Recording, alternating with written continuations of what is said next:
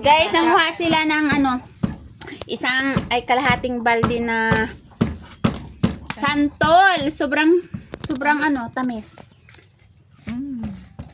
Si Sarah, Leslie Me. Dito tayo sa bahay ni Ding Ilin. Sobrang tamis. Pero yung kinakain namin guys, yung lang, yung buto. Hindi namin kinakain yung balat. Ang kutsilyo, Debbie. Ito guys, bubuksan natin to.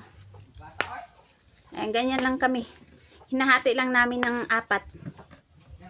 Ayan, 4 lang ang hati. Tapos, gaganon lang namin. Diretso na kain.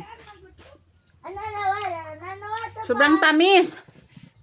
Parang may asukal yung santol na to.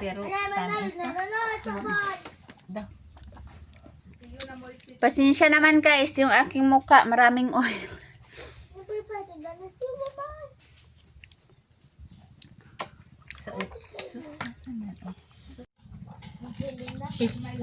Hana.